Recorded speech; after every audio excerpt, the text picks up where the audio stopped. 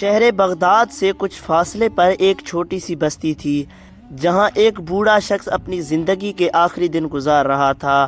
وہ ایک خاموش اور عاجز لیکن دانا انسان تھا۔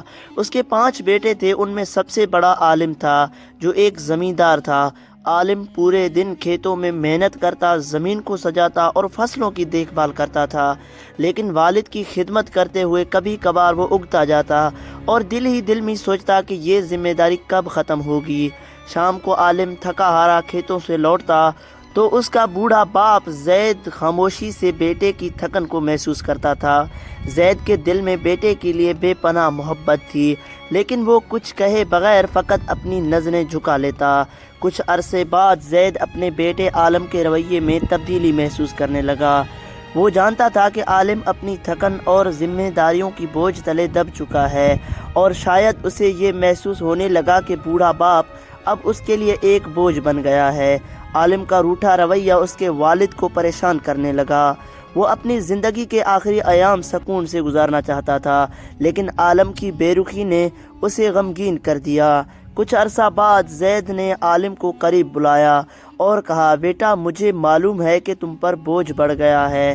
فکر نہ کرو، میں زیادہ دن تمہارے ساتھ نہیں رہوں گا۔ 2-3 دن بعد میں دوسرے بیٹے کے پاس چلا جاؤں گا۔ تم اپنے کام اور زندگی میں دھیان دو، میرے لیے پریشان نہ ہونا۔ عالم یہ سن کر کچھ دیر خاموش رہا۔ دل میں ندامت کی ہلکی سی لہر اٹھی، مگر اس کی لبوں پر کوئی سخت یا روکنے والے الفاظ نہ آئے۔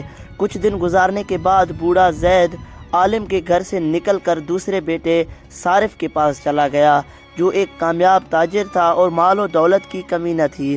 بوڑھا باپ صارف کے گھر رہنے لگا، لیکن اس کا رویہ بھی قابل افسوس تھا۔ صارف کے لیے کاروبار کی مصروفیت زیادہ اہم تھی، جبکہ اس کی بیوی سسر کو ہمیشہ نظر انداز کرتی اور ان سے بات کرنے کی زحمت بھی نہ اٹھاتی۔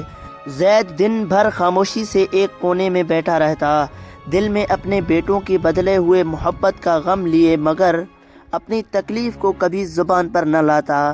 بوڑھے زید کا وقت غموں کے ساتھ گزر رہا تھا۔ ایک دن صارف نے اپنی بیوی کے باتوں میں آ کر والد سے کہا، بابا آپ کو میرے ساتھ کاروبار میں مدد کرنی چاہیے تاکہ آپ کی موجودگی کا مجھے بھی کچھ فائدہ ہو۔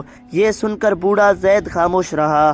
اس کی جھکی ہوئی کمر، کمزور ہاتھ اور تھکا ہوا جسم اس بات کی گواہی دے رہے تھے کہ وہ اب کسی محنت کے قابل نہیں رہا، لیکن اس نے اپنے بیٹے کی بات کو برا نہیں منایا، کیونکہ وہ جانتا تھا کہ صارف اسے ذمہ داری کے پیمانے سے دیکھ رہا ہے، محبت کی نہیں۔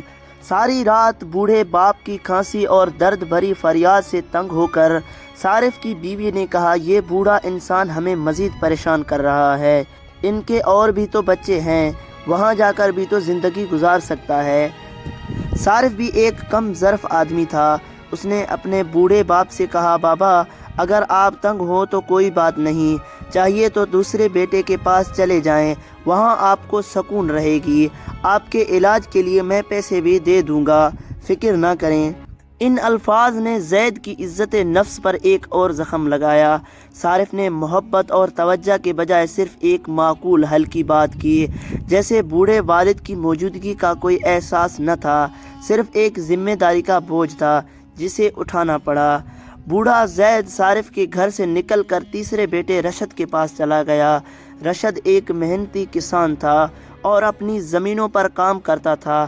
اس نے اپنے والد کا احترام کیا، لیکن اس کے پاس زیادہ وقت نہیں تھا۔ وہ دن بھر کھیتوں میں مصروف رہتا اور شام کو گھر آ کر بیوی بچوں کے ساتھ وقت گزارتا۔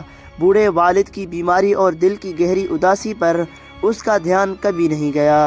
رشد جب صبح کام پر جاتا تو اس کی بیوی ہمیشہ اپنے بچوں کو سسر کے پاس چھوڑ دیتا تاکہ وہ ان کے ساتھ کھیلے کودے۔ صارف بیوی بچوں کے ساتھ وقت گزارنے لگا۔ بوڑھے والد کی بیماری اور دل کی گہری اداسی پر اس کا دھیان کبھی نہیں گیا۔ رشاد جب صبح کام پر جاتا تو اس کی بیوی ہمیشہ اپنے بچوں کو سسر کے پاس بیٹھا کر ان سے کھیلنے کو کہتی۔ بوڑھا زید جو بیماریوں اور کمزوریوں سے کانپ رہا تھا، یہ منظر دیکھ کر دل میں شدید غم کا شکار ہو چکا تھا۔ رشاد کے گھر میں والد کی حالت مزید خراب ہوتی گئی اور آخر کار وہ وہاں سے بھی چلا گیا۔ اس بار اس نے چوتھے بیٹے خالد کے ہاں جانے کا فیصلہ کیا۔ خالد جو کہ ایک دھوکہ باز اور لالچی انسان تھا، اپنے والد کو استقبال کرنے کے لیے بہت خوش تھا۔ خالد کی خوشی محض لالچ کے باعث تھی، نہ کہ اپنے والد سے محبت کی۔ خالد نے اپنے والد کو عزت دی اور کہا، بابا آپ کو یہاں رہنے میں کوئی تکلیف نہیں ہوگی۔ وقت کے ساتھ ساتھ خالد کو پتہ چلا کہ بوڑھے باپ کے پاس کوئی مال و دولت نہیں ہے، تو اس نے بھی باپ کو نظر انداز کرنا شروع کر دیا۔ خالد کی بیوی نے اپنے سسر کو ایک بوجھ سمجھ کر اس کی کوئی خدمت نہ کی، بلکہ الٹا تکلیف دی۔ وہ ہمیشہ شکایت کرتی رہتی اور بوڑھے کو اپنے کاموں میں رکاوٹ سمجھتی، لیکن بیوی کا کیا قصور جبکہ اپنے بیٹے روٹھ چکے تھے۔ خالد بھی اپنے کاروبار امور میں اتنا مگن ہو گیا کہ اس نے اپنے والد کی حالت پر کوئی دھیان نہیں دیا۔ اس دوران بوڑھے کی صحت اور جسمانی حالت تیزی سے بگڑنے لگی۔ آخر کار ایک دن خالد نے بھی جواب دے دیا اور کہا، بابا تم یہاں نہیں رہ سکتے، میرے پاس اتنا وقت نہیں ہے کہ تمہیں ہر وقت دیکھوں، تمہیں کہیں اور جانا ہوگا۔ ان بے درد الفاظ پر بوڑھے زید نے دل برداشت ہو کر آخری بیٹے علی کے ہاں جانے کا فیصلہ کیا۔ علی زید کا سب سے چھوٹا اور کم عمر بیٹا تھا، جو ایک غریب اور محنتی شخص تھا۔ دہاڑی لگا کر جو پیسے کماتا، ان پیسوں سے وہ اپنے باپ کے لیے دوائیاں خریدتا اور اپنے گھر کا خرچہ چلانے کی کوشش کرتا۔ اس کی بیوی بھی کافی ایماندار تھی، اپنے سسر کا دل سے خیال رکھتی تھی۔ وہ ان کے بیماری اور بڑھاپے کو سمجھتی تھی اور ہمیشہ ماں باپ کی طرح ان کی خدمت میں لگی رہتی تھی۔ بوڑھے زید نے جب علی اور اس کی بیوی کے محبت اور احترام دیکھا تو دل ہی دل میں خوش ہوا اور بہت دعائیں دینے لگا۔ وقت گزرتا گیا اور زید اپنے چھوٹے بیٹے کے گھر میں خوشی خوشی زندگی گزارنے لگا۔ اس کی زندگی میں سکون اور محبت واپس آئی اور وہ اس بات پر شکر گزار تھا کہ آخر کار اسے وہ عزت ملی جس کا وہ ہمیشہ سے حقدار تھا۔ بالآخر زید کی زندگی کے آخری ایام شروع ہو گئے اور وہ شدید بیمار پڑ گیا۔ علی اپنے باپ کی حالت دیکھ کر بہت غمگین ہوتا اور اکثر رو پڑتا، کیونکہ وہ اپنے والد کو ایک بوجھ نہیں بلکہ حقیقی معنوں میں باپ کے رتبے سے دیکھتا تھا۔ زید نے مسکراتے ہوئے کہا، بیٹا یہ تو حق کا راستہ ہے، ہر شے کو فنا ہونا ہے، مجھے بھی اپنے خالق کے پاس جانا ہوگا۔ علی نے غمگین لہجے میں کہا، بابا کیا آپ مجھ سے خوش ہیں؟ میں وہ خدمت نہیں کر سکتا جس کی آپ حقدار تھے، میری بیوی بھی کم عقل ہے، لیکن اگر آپ کے دل میں کوئی گلہ شکوہ ہے تو ہمیں ضرور بتائیں اور اپنا غم ہلکا کیجیے۔ زید نے گہری سانس لی اور علی کو کہا، بیٹا ایک آخری بات ہے جو میں تم سے کہنا چاہتا ہوں، اور یہ ایک بڑی امانت ہے۔ میں نے اپنے زندگی میں تم پانچوں بیٹوں کا امتحان لیا، لیکن اس میں آزمائش میں صرف تم کامیاب ہوئے۔ بیٹا میرے مرنے کے بعد تم بغداد کی فلاں گلی میں جابر نامی ایک بوڑھے شخص کے پاس جاؤ، اسے میرا نام لے کر کہنا کہ زید وفات پا چکا ہے اور وہ امانت جو میں نے اس کے پاس رکھی تھی وہ تمہیں دے دے۔ زید نے علی کے کندھے پر ہاتھ رکھ کر کہا، جو امانت دے وہ تمہارے لیے ہے، اسے اپنی بیوی بچوں کی زندگی بہتر بنانے کے لیے استعمال کرنا، یہ میرا تمہارے لیے آخری تحفہ ہوگا، اور یاد رکھنا باقی بھائیوں کو کچھ بھی نہ دینا۔ اور بالآخر زید اس دنیا سے رخصت ہو گیا۔ زید کی وفات کا غم علی کے دل میں بجلی بن کر گری، اس کی آنکھیں آنسوں سے بھری ہوئی تھی اور دل میں ایک بے پناہ خلا تھا۔ اس کی بیوی بھی شدید غم سے رونے لگی، کیونکہ اس نے زید کی خدمت دل سے کی تھی اور ان کا احترام کیا کرتا تھا۔ علی نے خود پر قابو پاتے ہوئے اپنے بھائیوں کو خبر دی اور انہیں جنازے میں شرکت کی دعوت دی۔ سب بھائی جو کبھی اپنے والد کو بوجھ سمجھتے تھے اب جنازے میں شریک ہو گئے۔ علی جو ہمیشہ ایمانداری اور محبت کا پیروکار رہا، علی نے بھائیوں سے کہا، بابا جان نے مجھے ایک امانت سونپی تھی، مجھے یقین ہے کہ وہ کوئی قیمتی خزانہ ہوگا، لیکن اس میں سب بھائیوں کا حق ہے، حالانکہ بابا نے اسے صرف میرے لیے وصیت کی تھی۔ بھائی جو دل میں کہیں نہ کہیں لالچ رکھتے تھے فوراً بولے، علی جاؤ اور امانت لے آؤ، پھر اسے ہم پانچوں بھائیوں میں تقسیم کر دینا تاکہ سب کو برابر حصہ ملے۔ علی نے ٹھیک ویسا ہی کیا جیسا اس نے کہا تھا۔ وہ بغداد جا کر امانت لے آیا۔ جب اس نے صندوق کھولا تو وہ حیرت میں پڑ گیا، صندوق میں بغداد کے مشہور بازار کی کئی قیمتی دکانوں کے کاغذات، جواہرات جو اس کی ماں کی تھی، اور بعض سے اشرفیاں موجود تھیں۔ علی نے اپنے دیانتداری کا ثبوت دیتے ہوئے سب بھائیوں کو ان کا حق دیا اور خود اپنے حصے پر قناعت کی۔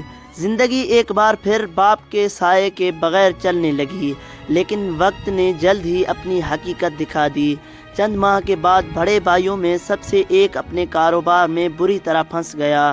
غیر ذمہ داری اور غلط فیصلوں کی باعث وہ قرض میں ڈوبتا چلا گیا۔ حالات اس قدر خراب ہو گئے کہ اسے اپنا گھر تک بیچنا پڑا۔ دوسرا بھائی جو کبھی عیش و عشرت کی زندگی گزارنے کا عادی تھا، ایک دن چوری میں ملبوس پایا گیا۔